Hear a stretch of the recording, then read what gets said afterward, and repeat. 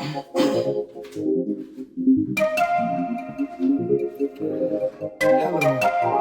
it's good to be back on Damola Talk Finance. I know this has been a very long time that I've come on this platform to talk to you guys, and I'm really, really sorry. A lot of things has happened. I think it's over a year now. I've not actually come to this channel, but I promise that I've made a new leaf, and I promise to be giving educational content that is going to transform your life financially. So welcome back again to Damola Talk Finance. Now, I want to talk about something very important today, which is the investor's mindset or the mindset of a profitable investor. I know the news about Trump assassination attempt at Pennsylvania. I know Labour won the election in the United Kingdom. Keir Starmer is not the president, the Prime Minister of the United Kingdom. So people are wondering, what are the Labour Party going to do? What policy are they going to create? Is it going to be favorable or not favorable? And all of that. The stock market fell by over 5% last week. Those are things that shakes the investor's mind. The Fed are thinking of increasing interest rate or reducing interest rate. We don't actually know. But those are the things that make investors panic. And that's why it's important for you to understand the mindset of a profitable investor. It is very, very important. You see, a lot of people ask this question to say that I want to be rich, I want to be successful, I want to make a lot of money, and they don't actually sit down to actually figure out those that are actually working in the line of what you want to do. What are the kind of mindset that they portray, or what kind of mindset do they have? It is an insane mindset. Permit me to use that word, an insane mindset. These guys are wicked in their thoughts in terms of their mindset. Because it takes a lot of boldness for someone to say he lose $1 billion and is still actually involved in business. You lose $1 billion. It takes a lot of mindset for you to lose a huge amount of your net worth and still yet you are still focused with the optimism that this business is still going to turn out to be profitable. That's a lot of mindset, and you should sit down. If you want to be like them, you should sit down to figure out how does it take to become what that person is. What kind of mindset does it portray? So now this is the question. What is mindset? Mindset is a sum total of your belief system and how you react to things, or is a sum total of how you react to things or situations, right?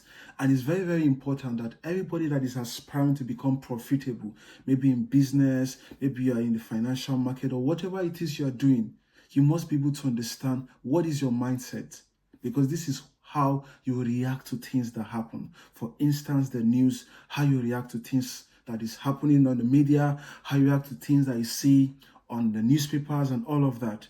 But when your mindset is actually such that it's built and is stable, you don't make decisions just based on what you hear. You make analytical decisions. You make decisions based on sound judgment.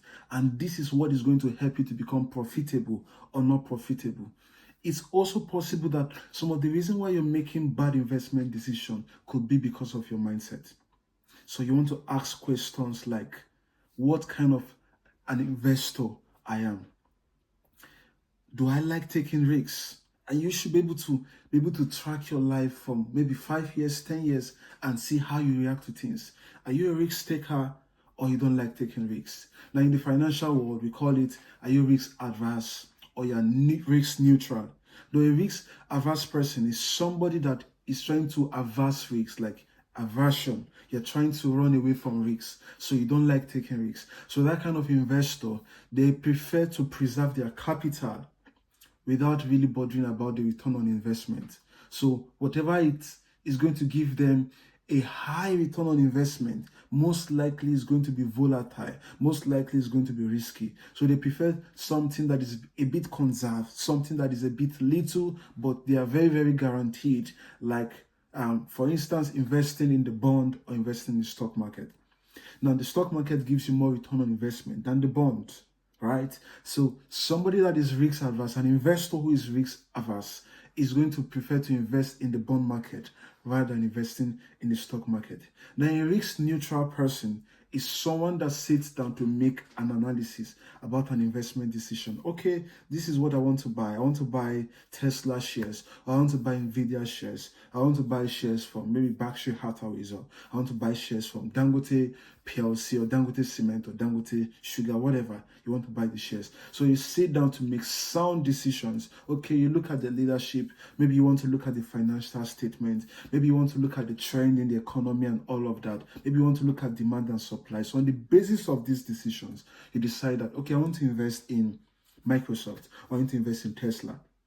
You get that point. So it doesn't matter if it's now risky or not risky. So you're risk neutral. But what's more important is that you've made a sound judgment and you stick to that judgment or you stick to that decision.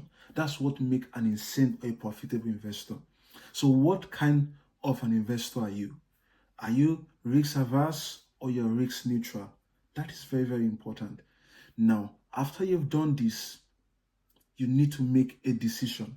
After you've known the kind of investor you are in terms of a risk-averse person or a risk-neutral person, because this will determine the kind of investment you do. Because there's some investment that is risky and there's some investment that is less risky.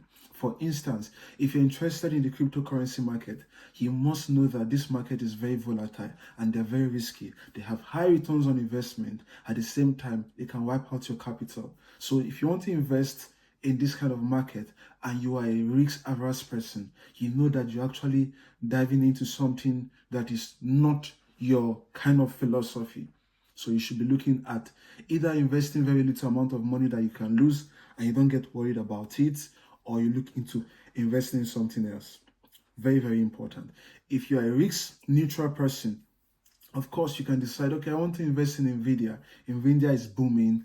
I want to invest in Tesla. Tesla is booming. I want to invest in the fintech company. I want to invest in AI, stuff like that. So, you know, these also have potential to give you high return on investment. And what I mean by return on investment, I mean you invest, let's say, $10 into an asset or something, and it returns 5%, it returns 10%. That percentage is called the returns on investment. You get the point. So that's what return on investment is. So you want to look into that aspect because a risk neutral person doesn't get bothered about how risky an investment is. He's more important with his decision. So after you've determined that kind of if you determine the kind of investor you want to be or the kind of investor you are, right, then you can now make decisions. So for this kind of person I am, I think this is the kind of investment I want to be investing in. So if you see someone coming to say invest in real estate, someone say invest in this business, you should make your decision based on this. So you're not just moved like by the wind. You're not just moved by the boom. You're not just moved by what you see on social media. You're making decisions based on your strengths and your weakness, right? So you know that, then you make a decision. Now, if you're a risk neutral person, which is very, very important, that I want, some people are risk averse, some people are risk neutral. Now, let's talk about the risk neutral person. You want to be making decisions on sound judgments. The reason being is because the fact that you like taking risks doesn't mean you should make stupid decisions or doesn't mean you should make bad decisions. Some of you might be portfolio managers managing a lot of money, maybe $1 million, $10 million, $100 million, and all of that. You want to manage the funds of your investors, right? It's very, very important. So you want to make sound judgment. So the fact that you like taking risks doesn't mean you invest in everything. So I want to invest, for instance, in Microsoft. So I look at the financial statement in the past 3 years. Maybe you do a horizontal analysis and vertical analysis, and you look at the returns, you look at the profit margin, you look at the leadership, you look at the strategy, you look at the trend, you look at a lot of things, and you make a decision based on those things. And of course, you stick to it.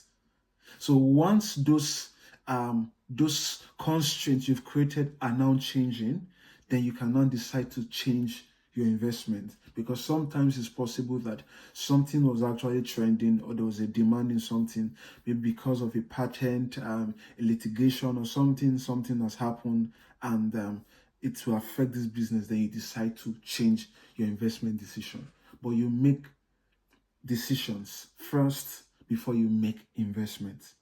You make your analysis. This is what I mean. For more clarity, you have principles, you have reasons, you have facts, and on those facts, on those principles, are what you use to make your investment judgment on the kind of investment you want to invest in, whether it is risky or it's not risky. So in conclusion, I bought a company in Nigeria called Charms Holding PLC. Now, it's a company in financial technology. And I bought it, I think I bought it last year. Yeah, I think last year. I'm not really sure about the date now. I think last year, 2 years ago, I bought the company. And I was actually looking at the trend in terms of fintech. I was seeing a lot of fintech company coming out, health tech company coming out, agri-tech coming out. And this was an eye-opening for me. If Nigeria or Africa is coming to the awareness of businesses like this, it means there will be a big boom in the ICT industry, or those that are into software development, those that create software applications and all of that. And I look at the leadership of Charms Holding PLC. This was somebody I trusted based on his profile. Then I invested. It was about 22 kobo. And the business is trading for about 2 point something naira at the moment. That's over 300% return on investment. So over 300% return on investment. Now, just imagine if you have invested 10 million naira or invested $10 million, whatever the currency is, in that business with the returns on investment. Of course, you know what you have actually returned for yourself or for your investor. So it's very, very important that you know the kind of person that you are. Are you risk averse or risk neutral? Once you've known that, then you make your investment decision based on those constraints. Then you stick to it. Then you make your decision. If any of those things changes, then you can change your investment decision. All right. I'll see you again next time. Remain green. Bye for now.